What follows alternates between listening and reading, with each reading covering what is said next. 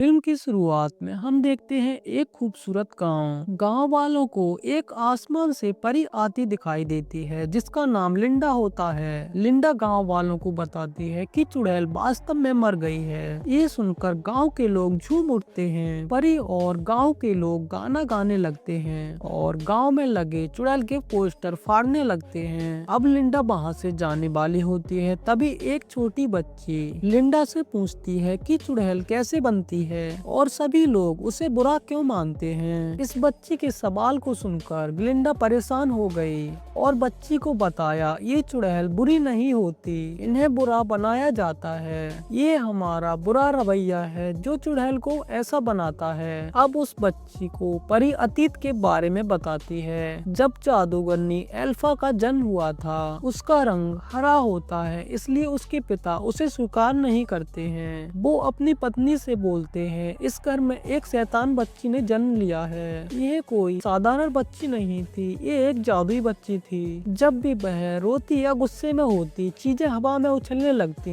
Alpha को अपनी माँ और पिताजी का प्यार नहीं मिला। जैसे जैसे एल्फा बड़ी हुई, उसकी समस्याएं भी बढ़ती गईं। कोई उससे प्यार नहीं करता था और लोग भी उसके साथ रहने को मना करते। अब उसकी एक बहन भी थी जिसका नाम रोज था, जो बहुत सुंदर थी लेकिन एक पैर से विकलांग थी। एल्फा उससे बहुत प्यार करती थी। एक दिन एल्फा रोज और उसके दोस्तों को एक कहानी सुना रही थी तो सभी बच्चे उसका मजाक उड़ा रहे थे। एल्फा को गुस्सा आया और उसने अपनी जादुई शक्तियों से पत्थर उठाए और बच्चों को मारना शुरू कर दिया। जब ये खबर राजा को मिली तो एल्फा पे उसने बहुत गुस्सा किया और अपनी बेटी रोज को वहाँ से ले गया और एल्फा वहाँ अकेली रह गई। देखते ही देखते एल्फा और रोज बड़ी हो जाती हैं। अब एल्फा अपनी बहन रोज का दाखिला कराने के लिए विश्वविद्यालय में आई थी और वहीं लिंडा भी विश्वविद्यालय में पढ़ने आई थी। एल्फा भी पढ़ना चाहती थी लेकिन उसके पिता ने उसे पढ़ने की अनुमति नहीं दी थी। अब इन सभी का परिचय शुरू होता है। बाद में टीचर रोज को प्रोटोकॉल के साथ वहाँ से ले जाने लगती है क्योंकि वह राजा की बेटी थी। एल्फा को ये पसंद नहीं आया और उसने शिक्षक को रोक दिया, लेकिन शिक्षक ने उसकी बात नहीं सुनी और रोज को आगे ले गई। एल्फा को गुस्सा आया और उसने अपनी शक्तियों से रोज की चेयर को रोक दिया। जैसे ही उसे गुस्सा आया, वहाँ सब चीज उछलने लगी और ये सब प्रिंसिपल देख रही थी। प्रिंसिपल जानती थी कि एल्फा का जादू देखने के बाद सभी बच्चे उसे पीटना शुरू कर देंगे और उसे बुरा मानेंगे, इसलिए प्रिंसिपल ने ऐसा दिखाया कि उसने जादू किया है और एल्फा को सभी बच्चों ने बचाया। जिसके बाद उसने लिंडा से एल्फा को कमरे में ले जाने के लिए कहा। लिंडा इसके लिए राजी हो गई, लेकिन एल्फा नहीं, क्योंकि वह यहाँ पढ़ने नहीं आई थी। उसे जाना था, लेकिन अब प्रिंसिपल उसे अकेले कमरे में ले जाती है जहाँ वह उसकी जादुई शक्तियों की प्रशंसा करती है। वह उसे पढ़ाने और शक्तियों को नियंत्रित करना सिखाने की पेशकश भी करती है। ये सुनकर एल्फा खुश और उत्साहित हो जाती है, लेकिन कुछ ही देर के लिए, क्योंकि अगले ही पल उसे याद आता है कि उसके पिता उसे पढ़ाने की अनुमति नहीं देंगे। प्रिंसिपल ने उसे विश्वास दिलाया कि वह राजा से बात करेगी और उसे विश्वविद्यालय में भर्ती कराएगी। अब एल्फा बहुत ही खुश थी। जब वह रात होने के बाद लिंडा के कमरे में गई तो उसने देखा कि लिंडा ने अपना सामान पूरे कमरे में बिखेर दिया था। एल्फा के लिए कोई जगह नहीं थी। जब उसने अपनी जगह बनाने की कोशिश की तो लिंडा ने उसे रोक दिया और एल्फा को गुस्सा आ गया। वहाँ की सभी चीजें हवा में उछलने लगी और एक कांच पर गिर गईं। एल्फा ने अपनी जगह बनाई और सो गई, जिसके बाद अन्य छात्रों को कहीं न कहीं पता चल गया। सुबह हमने देखा कि यहाँ एल्फा और लिंडा के खिलाफ एक टीम बनाई गई थी। एल्फा की टीम में कोई नहीं था, सभी लिंडा की टीम में चले गए। उन्होंने एल्फा को गाली देना शुरू कर दिया। सभी बच्चों ने एल्फा को अकेला छोड़ दिया। कक्षा में सभी बच्चों ने मिलकर एल्फा का मजाक उड़ाया। कक्षा शुरू होती है और उन्हें पढ़ाने के लिए एक प्रोफेसर आता है जो एक जानवर था। प्रोफेसर लिंडा का नाम सही ढंग से नहीं बोल पा रहा था तो एल्फा शिक्षक का पक्ष लेती है और उसे ये महसूस कराती है कि वह सामान्य है। प्रोफेसर अपना व्याख्यान करना शुरू करते हैं और उन्हें बताते बताते हैं कि एक समय था जब मनुष्य और जानवर एक साथ रहते थे, लेकिन फिर जब लोगों के लिए भोजन की कमी हुई तो मनुष्यों ने अपने लाभ के लिए जानवरों को मारना शुरू कर दिया। और फिर एक समय आया, मनुष्य ने उन्हें रखने की बजाय जानवरों को गुलाम बनाने का फैसला किया। जब प्रोफेसर व्याख्यान कर रहे थे तो प्रोफेसर ने देखा कि व्याख्यान में लोग अभी भी जानवरों के खिलाफ बात कर रहे हैं। शिक्षक बहुत उदास होते हैं और वहाँ से चले जाते हैं। ये देखकर एल्फा उसकी उदासी को समझ गई, क्योंकि एल्फा को भी उसके अधिकार नहीं मिले। एल्फा प्रोफेसर के साथ गई और उससे दोस्ती की। अब प्रिंसिपल ने एल्फा को जादुई शक्तियों का इस्तेमाल करना सिखाना शुरू कर दिया था। एल्फा अपनी शक्तियों से चीजों को उठा लेती है, लेकिन जैसे ही उसे गुस्सा आता है सभी चीजें नष्ट होने लगती हैं। यह देखकर प्रिंसिपल गुस्सा होने की बजाय खुश हो जाती है कि उसकी शक्तियाँ बहुत बड़ी हैं। जब रात में एल्फा फिर से प्रोफेसर के पास आने वाली थी तो उसने सुना कि शिक्षक अपने लोगों से कह रहा था कि अब हमें अपना सामान पैक करके यहाँ से चले जाना चाहिए। अब हमारे लिए यहाँ कोई जगह नहीं है। वह दिन दूर नहीं है जब मनुष्य हमें मार डालेंगे। ये सुनकर एल्फा उदास हो जाती है। वह वहाँ से जाने वाली थी जब प्रोफेसर ने उसे देखा, अंदर बुलाया। प्रोफेसर ने उसे बहुत प्यार दिया। यह देखकर एल्फा ने उससे वादा किया कि वह निश्चित रूप से उसकी मदद करेगी और उसके अधिकारों को दिलाने में उसकी मदद करेगी। यह कहने के बाद एल्फा जंगल की ओर चली गई। वहाँ एक लड़के से मिली जो घोड़े से वहाँ चला आ रहा था और एल्फा को देखकर डर गया। और यहाँ हमें पता चलता है कि वह राजकुमार था। विश्वविद्यालय में राजकुमार के आने की चर्चाएं चल रही थीं। लिंडा राजकुमार को प्रभावित करने के लिए वह बहुत अच्छी तरह से सज जाती है। विश्वविद्यालय में आने के बाद राजकुमार किसी पर ध्यान नहीं देता, लेकिन लिंडा जो विश्वविद्यालय में सबसे सुंदर छात्र दिख रही थी, तभी राजकुमार की नजर लिंडा पे पड़ती है और राजकुमार उससे दोस्ती कर लेता है और वह राजकुमार को पुस्तकालय में ले आती है, जहां हमें पता चलता है कि राजकुमार की आदतें बहुत खराब हो गईं और वहां नियमों को तोड़ना शुरू कर देता है। लाइब्रेरियन उस पर बहुत गुस्सा हो जाती है। लाइब्रेरियन को चिढ़ाने के लिए राजकुमार ने यहाँ गाना गाना शुरू कर दिया। लिंडा और राजकुमार के साथ यहाँ सभी लोग झूम रहे थे। एल्फा को देखकर अच्छा नहीं लग रहा था। फिर हमें दिखाया जाता है एक लड़का लिंडा को प्रोमो पार्टी के लिए आमंत्रित करता है, लेकिन लिंडा राजकुमारी के साथ जाना चाहती है, इसलिए उसने रोज के साथ जाने की पेशकश की। रोज लड़के के निमंत्रण पर बहुत खुश हो गई और वैसे ही उसने ये एल्फा को बताया। उसने रोज को जाने से रोक दिया क्योंकि उसे लगा कि इसके पीछे लिंडा की कोई चाल होगी, लेकिन रोज ये समझने वाली नहीं थी। एल्फा के मना करने पर उसे गुस्सा आ गया। यहाँ दिखाया गया कि लिंडा भी पार्टी में जाने के लिए बहुत अच्छी तरह तैयार हो रही थी और फिर एल्फा भी वहाँ आई। लिंडा के दोस्तों को लिंडा के सामान में एक बहुत ही अजीब टोपी मिली। ये टोपी उसकी दादी की थी। उसने ये टोपी उठाई और एल्फा को दे दी। जब एल्फा इसको पहनकर पार्टी में जाती है तो सब उसका मजाक उड़ा रहे होते हैं। इससे अनजान एल्फा लिंडा की ओर से खुश हो जाती है कि कम से कम उसके दिल में एल्फा के लिए एक जगह है और अब सब प्रोमो पार्टी में जाते हैं। वे नाचते हुए बहुत आनंद ले रहे थे। रोज खुश थी और लिंडा भी राजकुमार के साथ थी। एल्फा भी लिंडा द्वारा दी गई टोपी पहनकर पार्टी में आई थी। एल्फा को देखकर सभी लोग उसका मजाक उड़ाने लगे। पार्टी में सभी लोग उस पर हंस रहे थे। फिर उसने ये टोपी उतारी और जमीन पर रख दी और उसने यहाँ अकेले नाचना शुरू कर दिया क्योंकि वह किसी के साथ नहीं आई थी। उसका अजीब डांस देखकर वहाँ पर हर कोई उसकी मजाक उड़ाने लगा और एक दूसरे के साथ हंस रहे थे।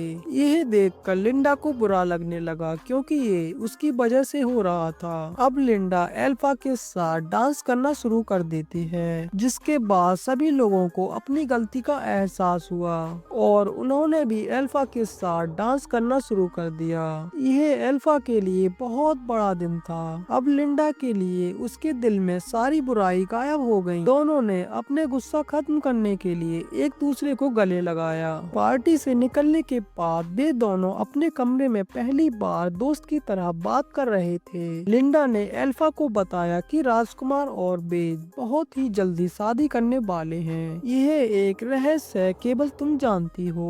अपना रहस्य बताने के बाद लिंडा ने एल्फा से उसके रहस्य के बारे में पूछा। उसने सोचा कि एल्फा का रहस्य उसकी हरी बोतल है, जिसे हमेशा अपनी तकिए के नीचे रखती है। लिंडा ने जल्दी से उसे उठा लिया ताकि एल्फा अपना रहस्य बता सके, लेकिन ये एल्फा का रहस्य नहीं था। उसने जल्दी से बोतल ली और उसे अपने तकिए के नीचे रख लिया, क्योंकि ये बोतल उसकी माँ की थी। उसके इस काम को देखकर लिंडा को गुस्सा आ गया और वह अपने बिस्तर पर चली गई। फिर वह उसे मनाने के लिए एल्फा के पास आती है और उसे बताती है, वास्तव में मेरे पिता यानी राजपाल मुझे बिल्कुल पसंद नहीं करते, क्योंकि मैं एक हरी बच्ची के रूप में पैदा हुई हूँ। अब उनका दूसरा बच्चा भी मेरी तरह ना हो, इसलिए राजपाल यानी मेरे पिता मेरी माँ को हर दिन बहुत सारा दूध पिलाते थे, जिसके कारण रोज एक हरी बच्ची के रूप में पैदा नहीं हुई, लेकिन वह समय से पहले पैदा हो गई, जिसके कारण वह पैरों से विकलांग है। रोज के जल्दी पैदा होने के कारण एल्फा की माँ भी मर गई। एल्फा को लगा कि वह इन सब चीजों के लिए जिम्मेदार है। अगर वह इस तरह पैदा नहीं हुई होती तो ना तो उसके पिता उसकी माँ को दूध पिला पाते,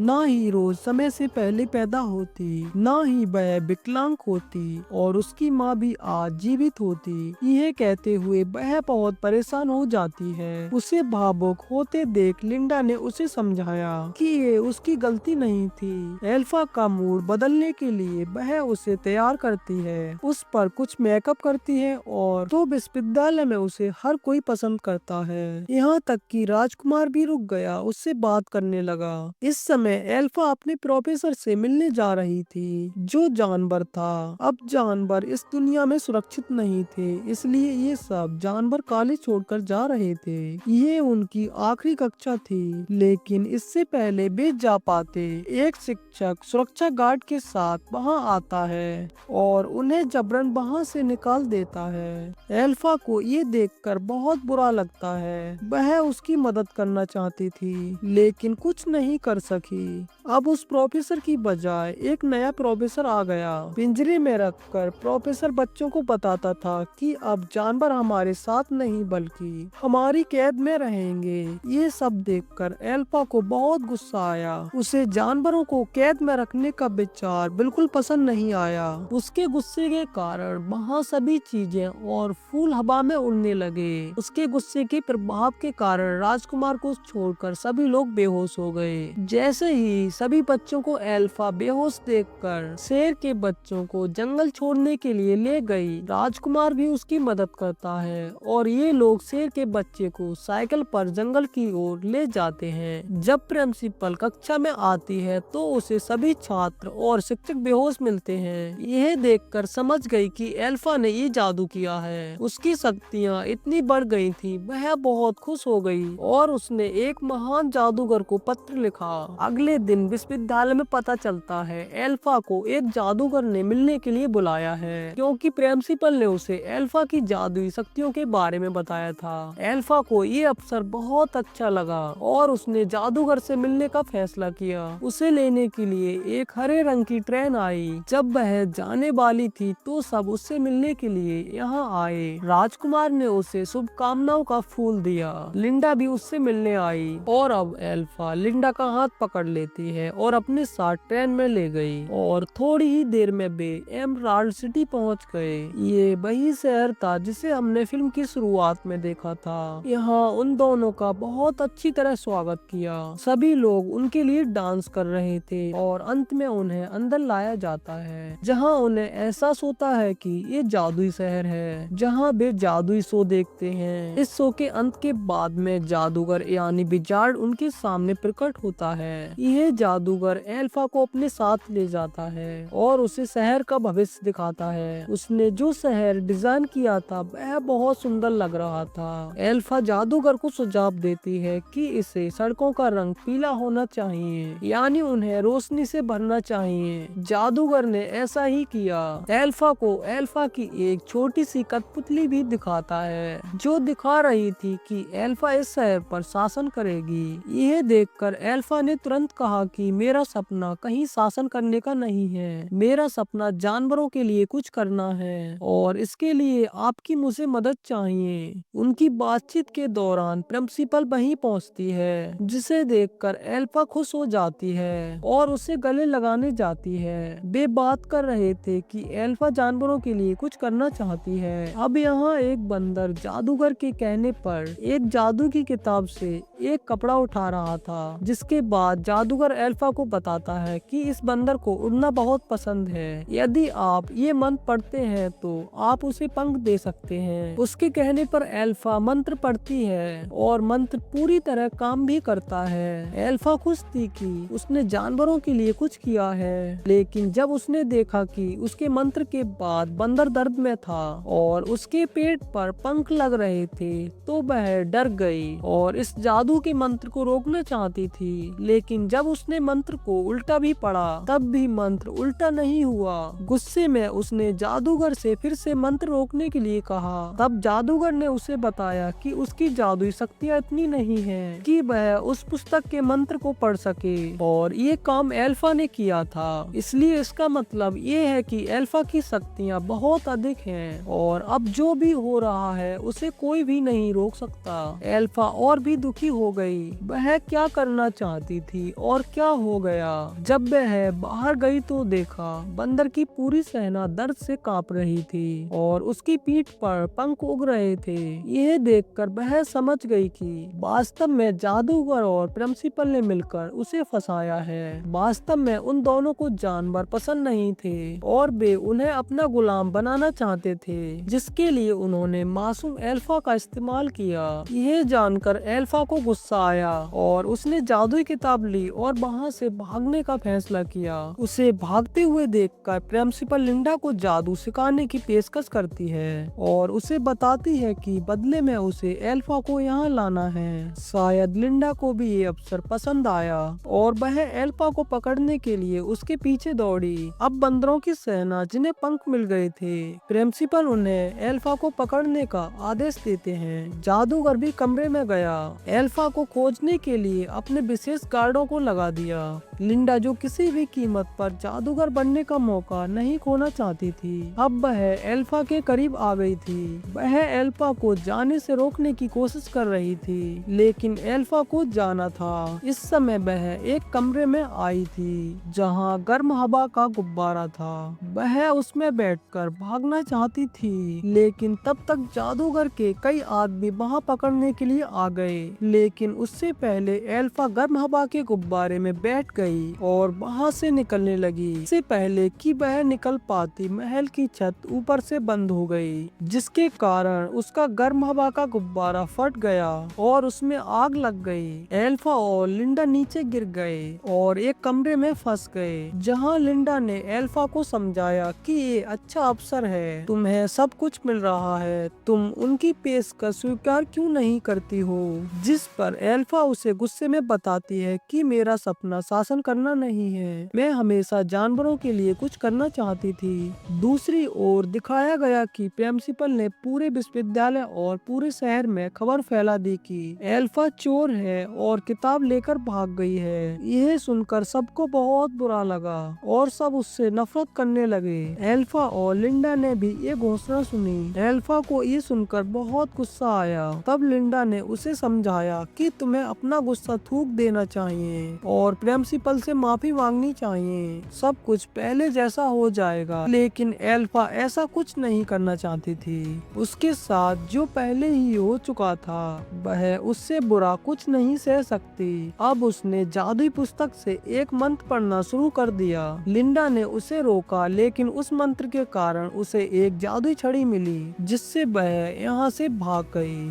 जादूगर के गार्ड भी उसे पकड़ने में सक्षम नहीं थे। जैसे ही वह वहां से भागी, प्रिंसिपल लिंडा को अपने साथ ले गई और उसे जादू सिखाने की पेशकश की और कहा कि वे मिलकर एल्फा को खोजेंगे। एल्फा को लगा कि लिंडा प्रिंसिपल से हाथ नहीं मिलाएगी क्योंकि वह क्रूर है, लेकिन जब उसे पता चला कि लिंडा ने प्रिंसिपल से हाथ मिला लिया है तो उसका दिल टूट गया। इस शहर ने उसके साथ बहुत बुरा किया था, इसलिए उसने इस शहर को अंधेरे में रहने का श्राप दिया। वह पहाड़ों में बहुत दूर चली गई।